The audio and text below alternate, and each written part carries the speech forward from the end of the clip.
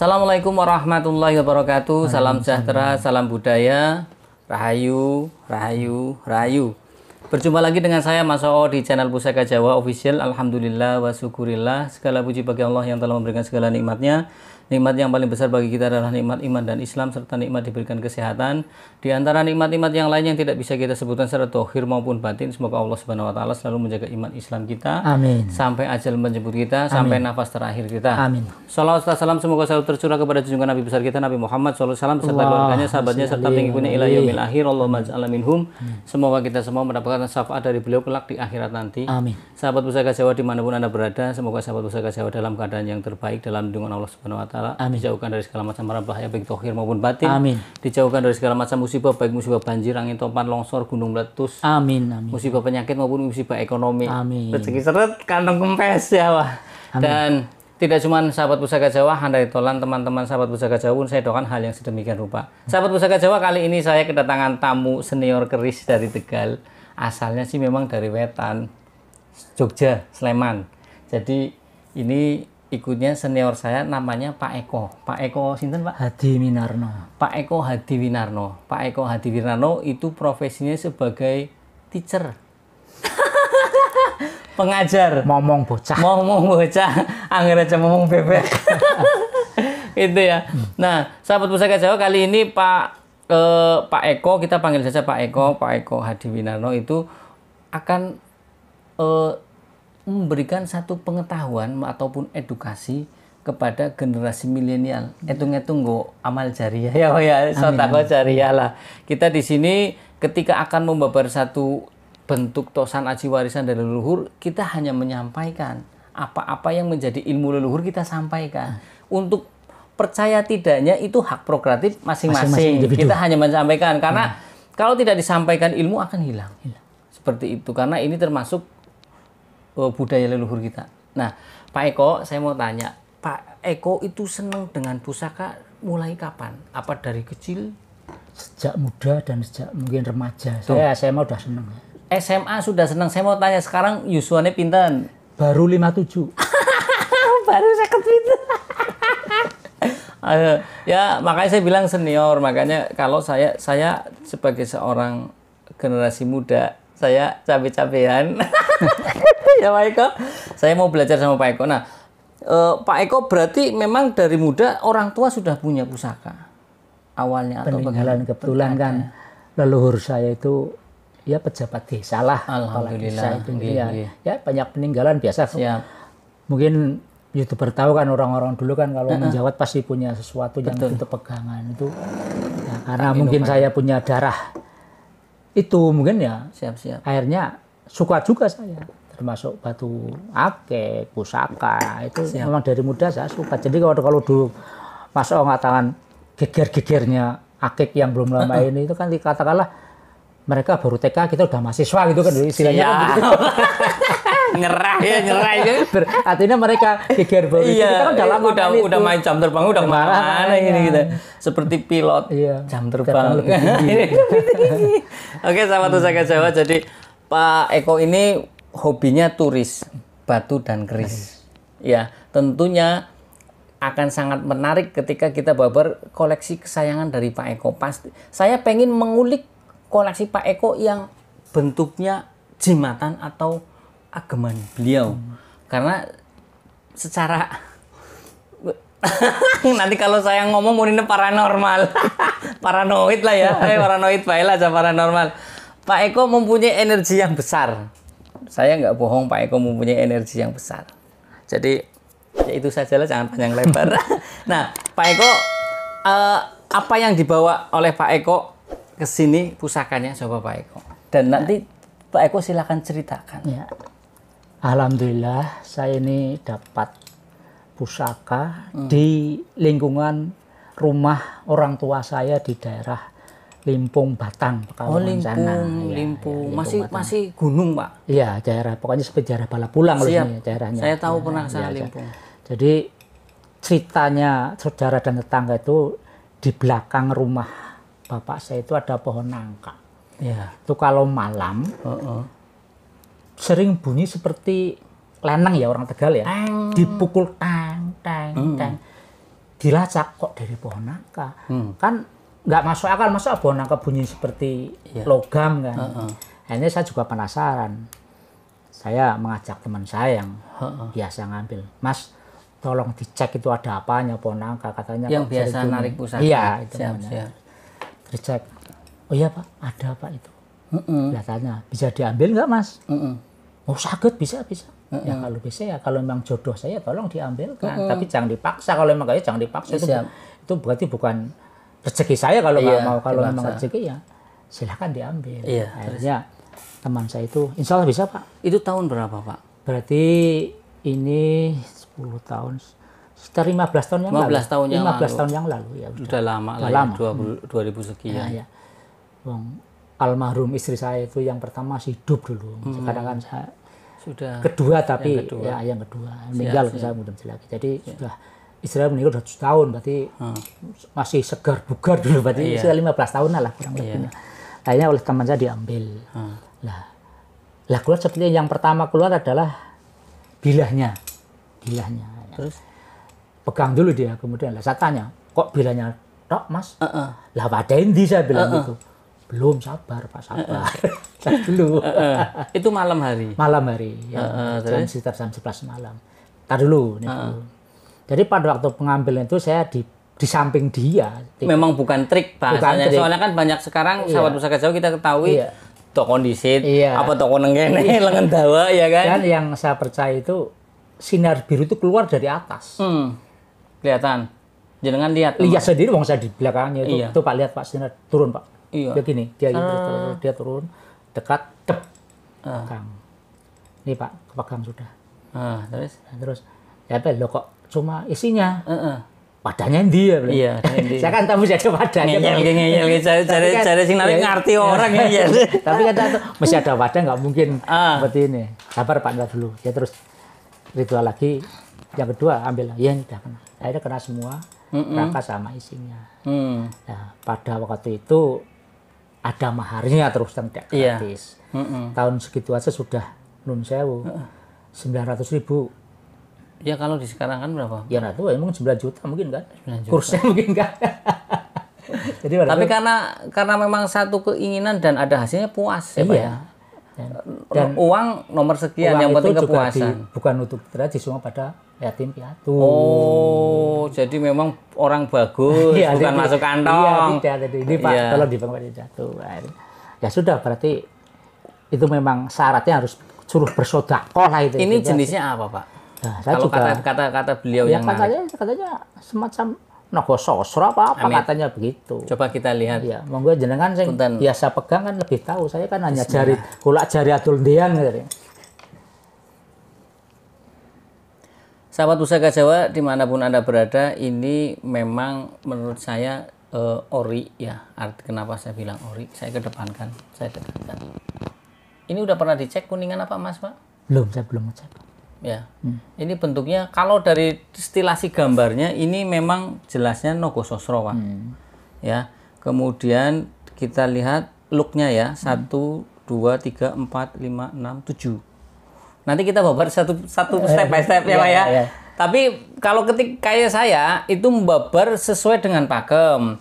Biasanya kalau isoteri yang sesuai dengan beda lagi dengan orang yang narik ya kan. Nah, saya nanti kemudian yang menarik adalah di bagian handle ini ada stilasi manusia. Orang bilang ini putut. Putut ini kan gambar manusia duduk.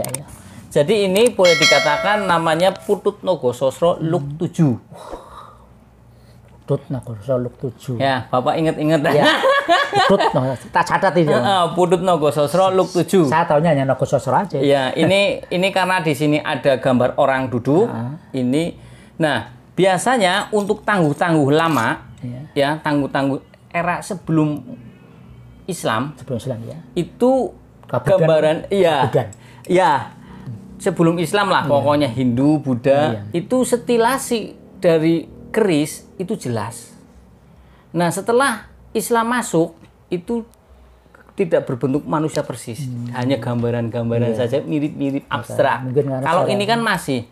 Kemungkinan ini dibuat pada saat era-era Hindu Buddha. Ya. Terus sekarang kita bahas tentang warongkonya. Iya. Kalau kita lihat dari bentuk warongkonya, ki warongko Maduranan. Iya. Iya kan? Iya. Warongko Maduranan. Nah, kita bahas tentang putut. Putut sendiri adalah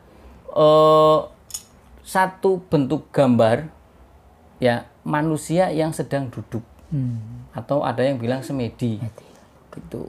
Ya. Kalau ini juga ada yang bilang sajen, putut sajen. Tapi karena ini bukan untuk sajen, saya ada putut sajen, tak ambilkan contohnya. Yang untuk ritual ya, untuk itu. Ini. Ya kan masih dalam bungkusan. Ini maksudnya pasar, Mas? Ini kelasnya pasar apa bukan apa? Pasar gimana? Kan garis kecil namanya pasar apa? Patrem. Patrem kok pasar ya. Ah, ini seperti ini ya. Ya. Ini look 3. Nah, patrem kok pasar. Nah, yang ini putut-putut sendiri adalah gambaran dari manusia yang sedang duduk atau orang yang semedi. Kalau yang dua kanan kiri namanya putut kembar. Seperti itu. Nah, konon katanya tua atau angsar dari putut itu agar orang lebih banyak segen sama dia. Artinya ada satu kelebihan. Kelebihannya itu umumnya dia punya hutangnya agak-agak bayar. Kalau ada yang berhutang pada saya. Iya. Kayak direprep, nek ora direprep kayak wong edan, kayak wong ditagi, kayak ngimpi kayak ditagi-tagi terus kayak ngomong bayar gitu. Nah, kita lihat tentang makna dan filosofi dari Nogososro. Makna filosofi Nogososro, Nogo dulu adalah lambang kejayaan, lambang kedikjayaan, lambang kemakmuran, kerahayon juga, antara keselamatan, kemakmuran juga lambang kekuasaan. Dulu kalau orang pegang dapur naga itu terahnya sudah pangeran dan raja. Itu terahnya pangeran dan raja. Dan diharapkan si pemilik ini ya itu dia bisa mempunyai jiwa kepemimpinan yang baik, mempunyai jiwa melindungi, ngayomi, dan mungkin doa dari Sang Empu dengan lambang Sang Naga ini orang itu bisa jadi pemimpin di lingkungannya dan disegani. Nanti saya ulik coba setelah pegang ini ada kayak gitu nggak orang segan sama Pak Eko nggak gitu kan? Luk 7 makna dan filosofi atau tuah dan angsarnya pitu. Ada orang bilang pitulungan. Tapi kalau dari makna filosofinya adalah Luk 7 itu satu kekuatan power di omongan. Omongannya mempunyai wibawa, perintahnya ditaati. Kemudian yang ketiga bentakannya membuat orang takut. Kemudian yang kelima apa yang dia ucapkan omongannya mempengaruhi lawan. Berarti ini sinkron dengan naga juga dengan putut. Doa dan harapan dari Sang Empu untuk keris dapur putut Nogososro Luk 7 ini adalah orang itu mempunyai satu karisma yang besar, wibawa yang besar. Gitu. Dan juga syukur-syukur dia mempunyai bawahan. Dan ya kan? Anak buah. Kalaupun dia mempunyai anak buah, dia disegeni lah. Disegeni. Nah, gitu. Kira-kira saya mau tanya dari beliau yang narik ini tuahnya untuk apa, Pak? Dia Pak. Ki njenengan. Cekel wae. Gitu. Usah ngurip. Gitu aja. Siap. Sangurip duit. Sangurip pusaka. Jadi memang bahasa orang tua itu halus. Saya dulu ketika punya salah satu guru bahasanya dudu nggo cekelan. Nggo batir mlaku. Iya, seperti yang itu. Batir mlaku ya. Nggo batir mlaku. Ki nggo batir mlaku, ora muni ki nggo cekelan ki nggo kesaktian ora.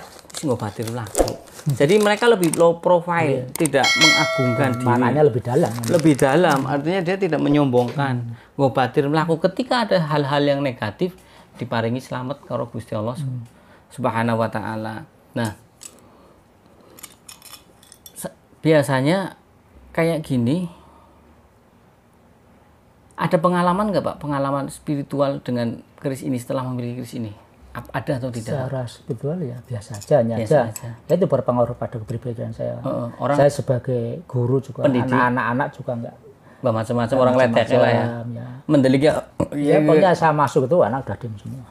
Nggak usah punya kewibawaan. Nggak usah saya banyak ngomong. Iya, punya kewibawaan kan. Ngomong bingung badan.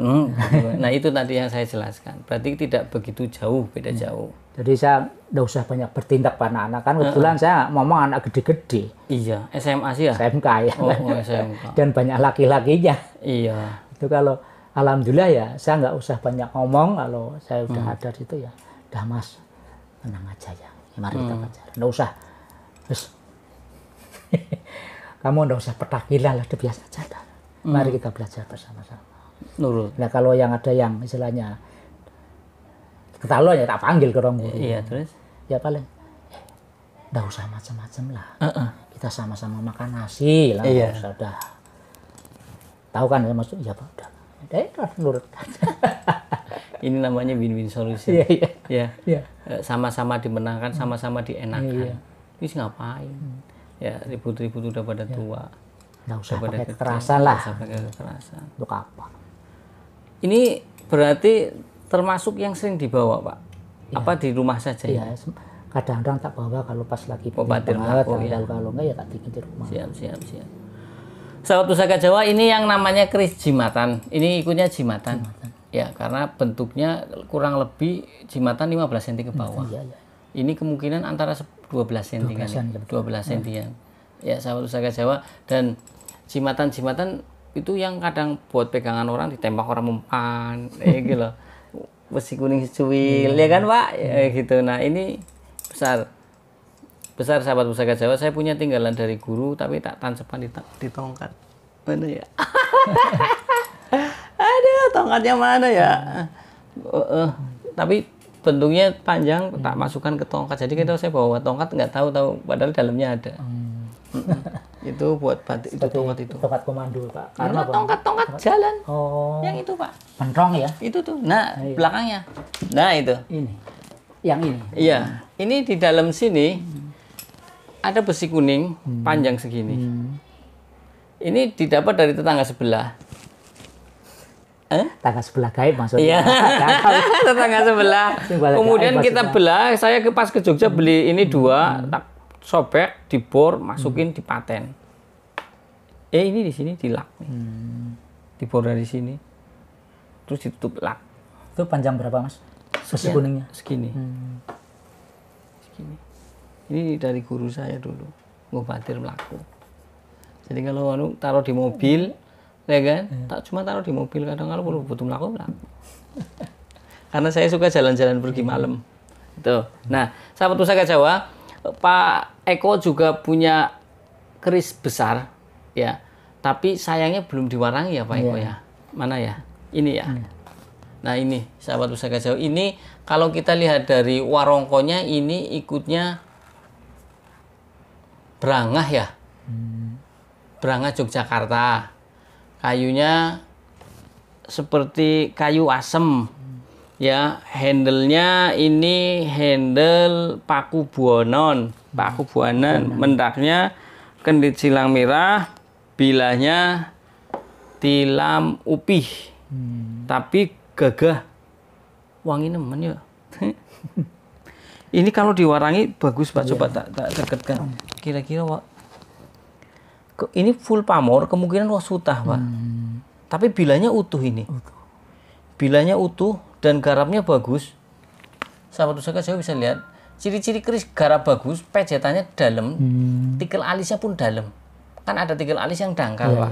Artinya itu lepet-lepet tok lah ya, orang niat. Nah ini estimasi Tuban Pak. Tuban. Kalau diwarangi ini bagus ini. Insya Allah kalau diwarangi bagus. Titipan Mas O untuk diwarangi. Siap. Ini dari mana Pak? Itu ceritanya ada teman guru nemui saya, Pak. Saya punya teman meninggal. Dia punya pusaka, tapi anak-anaknya nggak mau yang merawat. Sampai karatan. Terima udah karatan itu. Nah kira-kira panjenengan mau merawat nggak? Iya. Ya kalau memang anak-anaknya ikhlas, artinya ikhlas ya insya Allah tak rawat. Hanya satu saya dipanggil, kapan saya bisa menerima? Dan nanti tak temui durangnya lah. Satu pas dipanggil, Pak, ke rumah Pak, ini orangnya ada. Lah saya ke rumah. Nah, Pak ini saya kasihkan, tolong dirawat karena kami putra-putra nggak sanggup merawat seperti itu, nggak tahu gitu. Kok nggak nawarin saya ya? Nggak tahu tuh. Nawarin Mas O, ada yang nggak kuat, gue sekresek saya minta gawa. Terus gimana Pak? Ya, terus ya tak terima. Nah terus pakai mahar nggak Mas? Nggak usah Pak, udah terima aja lah. Kami ada yang saya udah senang kok. Daripada nanti ngepok bahasanya. Iya, ada sesuatu ini. Ya, adalah kalau ini amal ya, insya Allah tak rawat Mas. Rawat mana jadi jenengan tak rawat. Tanyakan pada orang yang ya udah tak timpan itu lumayan Pak. Ya, dia bilangnya gitu aja. Ya udah tak rawat sudah sampai sekarang. Ini berarti sekitar 5 tahun yang lalu. Ini kalau bicara keris tilam upih, tilam artinya tikar, upih itu pelepah pinang. Iya. Makanya ini sudah hafal, makanya belajar. Bang ngomong aslinya izin biar yang ngomong Pak Eko. Tilam upih melambangkan satu kesejahteraan. Artinya untuk orang yang punya rumah tangga, sepertinya wajib punya tilam upih dulu. Tapi kadang orang begini, saya kan sering mengatakan keris sejuta umat nih, ya kan? Keris sejuta umat. Cuman begini, ketika keris itu banyak di pasaran bukan berarti itu keris murahan. Berarti termasuk keris idola dan semacam kayak P3K. Kalau di mobil dibutuhkan sekali. Jangan ditinggal, barangkali ada apa-apa. Jadi keris dapur tilam upih tidak bisa dikatakan keris yang biasa-biasa saja. Justru keris yang banyak di pasaran, kayak contoh nih, berarti sangat penting. Sekarang siapa orangnya yang tidak punya handphone? Satu rumah bisa punya handphone 3-4. Berarti kan sangat penting. Dulu juga sama, keris tilam upih satu rumah bisa mungkin beberapa orang punya banyak. Karena apa? Secara tuahnya adalah untuk kesejahteraan agar keluarganya sejahtera. Tidak terlalu banyak cekcok. Apalagi ini pamornya wos utah. Artinya wos beras utah tumpah. Berarti adalah tuah angsanya untuk rezekian. Seperti itu. Jadi sejahtera secara dohir maupun batin. Amin. Jangan sampai dohir itu batinnya gersang tukaran, meneng-menengan. Naudzubillah min dzalik. Ya ini bagus Pak Eko, pilahnya pun tebel. Ini ciri-ciri garap Tuban. Istimewa. Istimewa. Ini kalau dari handle-nya kayu werut ya. Ininya sih asam kayaknya Pak. Asam. Hujan di luar. Lagi musim hujan. Ya sahabat Pusaka Jawa. Jadi sekarang saya mau nanyalah ke Pak Eko. Pak Eko punya pengalaman apa yang paling mengesankan tentang pusaka? Dan pesan-pesan apa yang akan disampaikan Pak Eko untuk generasi milenial? Ya yang jelas saya ini kan sudah termasuk tua ya. Sesepuh lah. Sesepuh. Artinya kalau kemudian generasi muda nggak ada yang meneruskan, siapa lagi? Betul. Ini bisa musnah. Ini karya leluhur kita yang luar biasa. Betul. Kalau kita nggak bicara esoterik dan sebagainya, kita kalau bicara karya seni aja ini sudah luar biasa. Betul. Seni lip tempaknya. Iya, di luar kita bicara esoterik dan sebagainya. Kita kalau bicara karya seni, ini sudah luar biasa. Betul. Zaman segitu bisa membuat seperti ini kan luar biasa. Jangan dilihat hanya bilangnya, tapi gawe ini kepiye mbiyen. Orang kayak gawe pacul, orang gawe pisau-pisau biasa dapur. Terus untuk membuat pamor kita kan harus pakai batu meteor dari energi langit ya Mas ya. Betul. Batu meteor dari perpaduan dua langit dan bumi ya. Betul. Ya. Gitu. Nah, kan zaman segitu untuk mencari batu meteor kan nggak punya alat, harus semedi dulu dong. Istiqoroh. Angger wong saya ngomong istiqoroh. Makanya kita di luar apa yang tertera dalamnya yang orang menyebut esoterik dan sebagainya itu, saya melihatnya wah karya luar biasa. Dan saya pesan pada generasi muda, kadang-kadang kan orang tua kita itu kalau menyuruh generasi muda, kalau langsung vulgar, contoh, Mas, sholat Mas, orang mangkat-mangkat.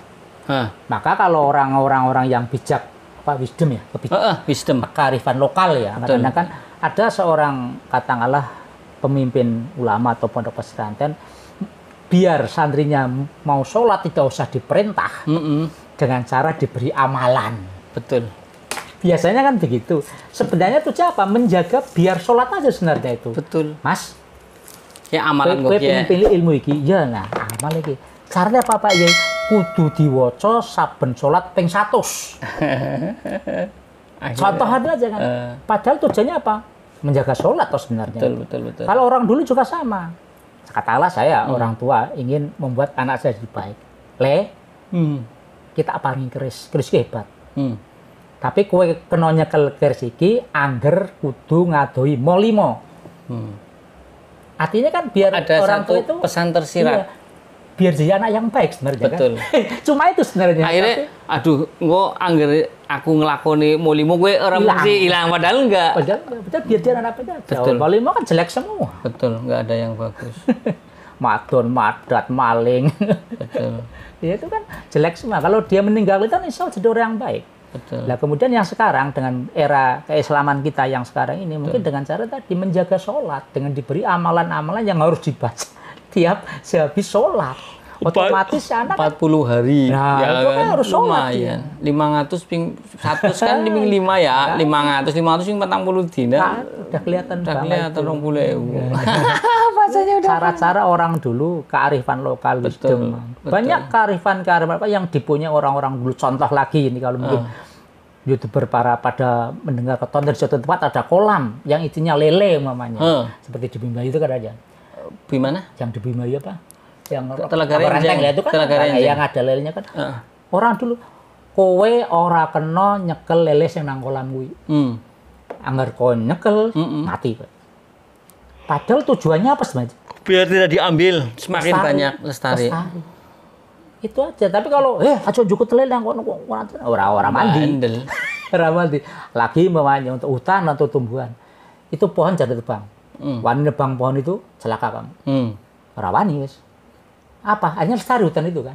Betul. Itu cara-cara orang dulu. Orang dulu kan samina wa ta'na. Nah, makanya. Wong saiki samina wa asoena. Nyutak roh. Duit mana? Itu. Jadi orang sudah arif betul punya kearifan yang dengan cara-cara luar biasa. Generasi muda dengan sadar ikut, nggak usah dipaksa. Betul. Nggak usah dipaksa, dia ikut saja udah. Oh iya. Nah ini sebenarnya yang seperti itu. Kalau kita bisa kita gunakan di era yang sekarang ini yang kata Jayabaya apa? Kalau tido. Zaman kalau tido. Zaman itu. Kala tidu. Kalau itu kan zaman tido kan gila dan zaman edan kan mengatakan zaman edan itu nek ora edan ora keduman. Tapi sak beja-bejane wong edan isi bejo sing eling lan waspada.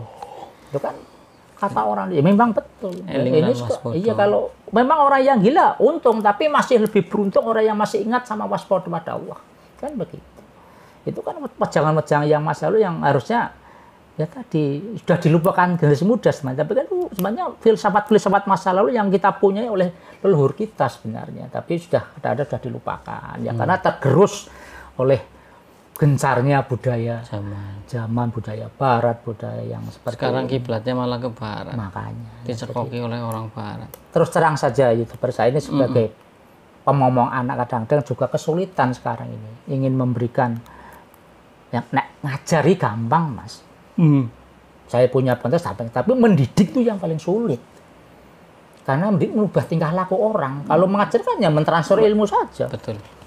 Tapi kalau sudah mendidik, ini sudah sulit. Makanya nun sewu ya, dengan masa pandemi ini, dengan daring ini, saya betul prihatin. Kenapa? Nggak masuk, begitu sudah. Saya malah jadi, begitu anak masuk ke kelas, begitu pada tatap muka, aduh berat banget. Nggak punya etika. Contoh mamanya. Saya masuk pertama berdoa dulu ya Mas kan. Anak itu nggak tahu ini lagi berdoa, julung masuk aja. Orang ketok-ketok apa nunggu? Artinya kan, kalau di hati kan, tunggu dulu biar setelah doa itu baru masuk. Enggak, judus ya. Saya nggak marah. Karena dia nggak tahu. Kenapa nggak tahu? Karena nggak beritahu orang tuanya. Kan begitu. Betul. Mas, sini ya Mas. Besok lagi, kalau pas lagi doa, kamu dulu. Doa asal kamu baru masuk. Dan ketok-ketok salam. Kalau kamu berdua saja, umpamanya begini, kamu masuk rumah orang, tanpa salam, masuk. Kamu diteraki maling, kira-kira digebuki orang nggak? Itu perumpamaan saja. Makanya memang zaman sekarang ini sebagai pendidik orang tua lebih sulit daripada zaman saya dulu. Betul. Kalau zaman sekarang kan murid dikasari lapor polisi. Kalau dulu saya dipelirit, ditendang, dijiwet nganti biru. Ya dipelirit kan gini, godege dipelirit mundur. Guru itu kan kalau sampai menangani dengan istilah bukan dengan kata-kata, karena sudah keterlaluan anaknya. Sudah dengan kata-kata, sudah baru dengan tindak. Tapi percaya aja, guru nggak akan membunuh secara fisik lah, itu membunuh karakter yang jelek aja, biar jadi baik aja. Betul, biar rubah karakternya. Rubah aja. Nah, kadang karena zamannya HAM yang sudah kebablasan menurut saya, akhirnya ada guru mendisiplinkan anak, orang tuanya nggak terima, lapor polisi, jadi masalah. Nah ini yang harus kita koreksi sebenarnya. Ini sengkelat apa coba kita hitung. I ol san se liu ci pa ciu se 13. Sengkelat ini bagus Pak. Ini kalau tuh looknya tuh. Ini bagus Pak ini. Ini dari gonjonya yang tipis ya. Terus ke atas semakin meruncing, estimasi bisa Majapahit ini. Kita ukur bilahnya. Jadi Pak Eko itu membawa 3 Pak. Ya 3 yang yang apa? Yang jimatan 1, yang besar 2. Sengkelat ini kita bahas sengkelat. Sengkelat ini pamore apa itu? Pendaringan kebak apa beras putih itu? Enggak, ini ikutnya pedaringan kebak. Benar kebak. Ikutnya pedaringan kebak. Ya. Pedaringannya kebak kan, Mojopahit kan 35. Gini semakin meruncing. Kalau sekarang ATM kebak ya. Betul. Kemudian kembang kacangnya nguku bimo gagah.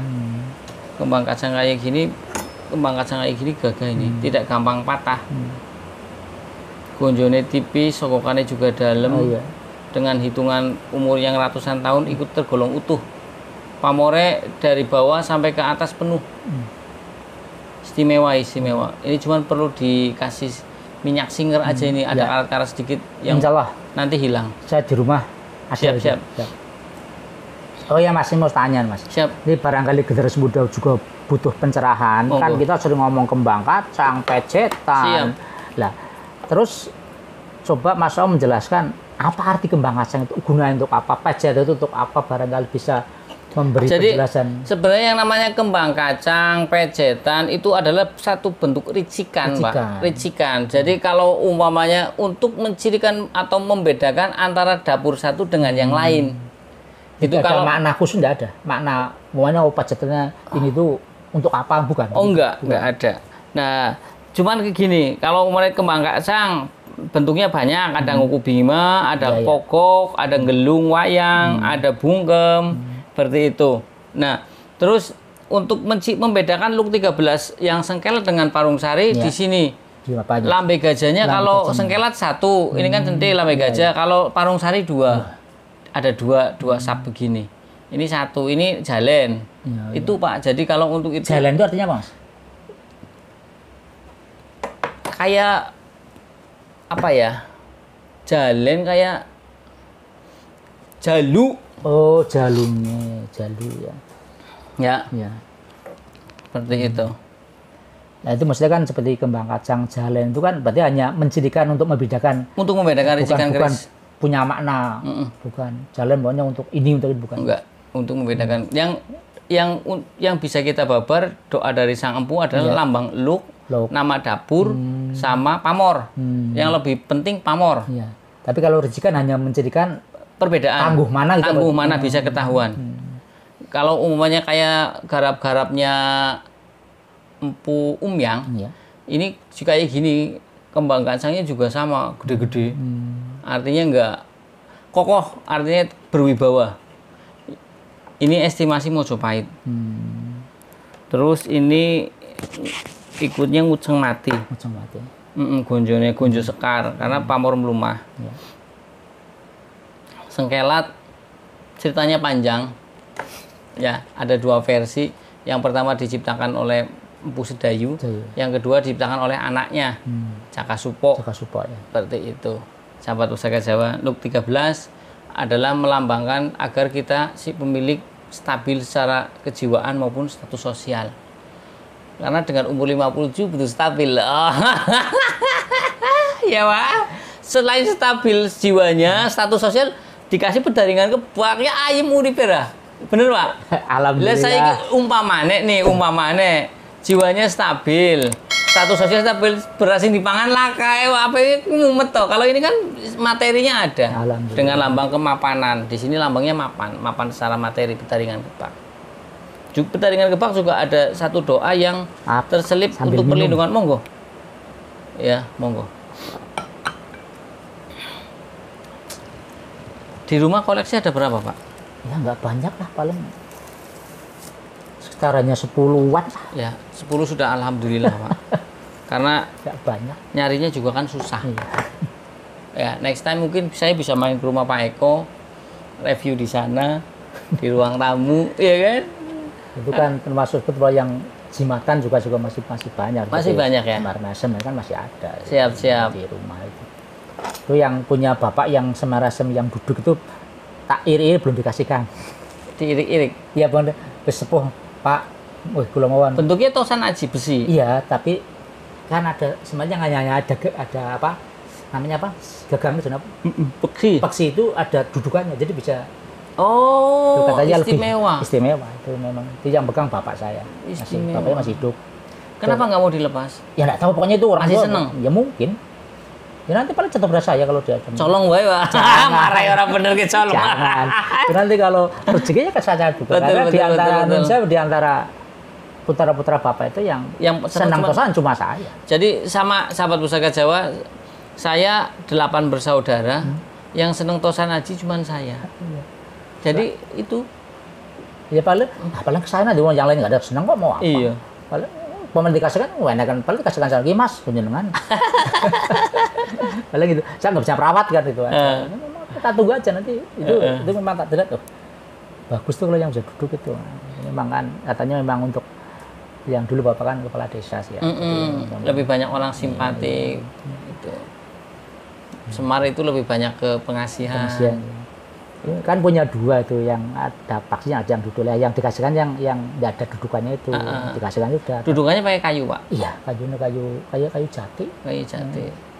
Itu bisa berdiri, ya kelihatan elegan gitu dilihat.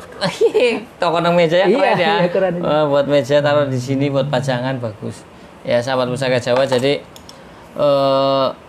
Pak Eko, saya terima kasih kepada Pak Eko yang sudi menyempatkan waktunya untuk datang ke gubuk saya untuk collab, dan sudi membawa koleksi-koleksinya sederhana tapi luar biasa.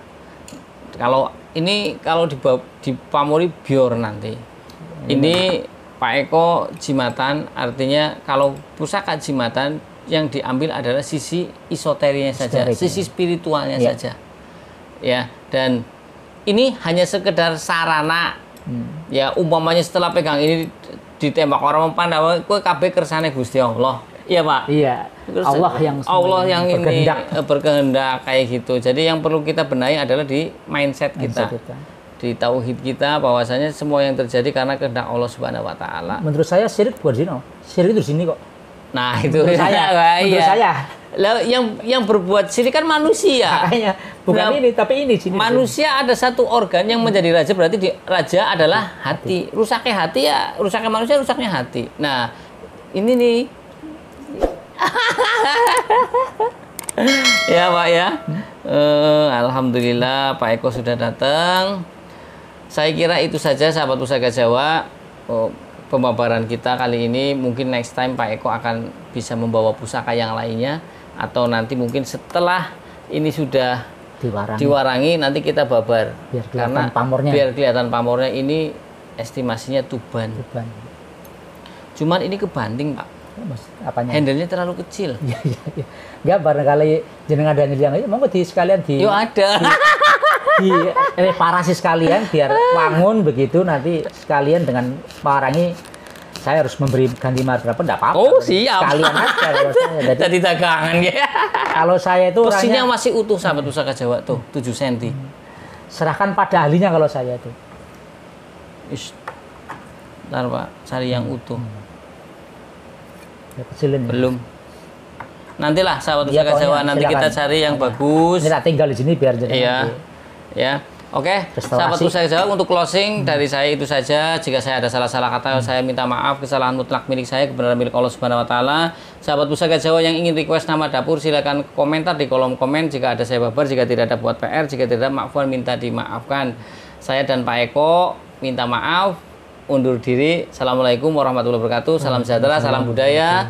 Rahayu, rahayu, rahayu.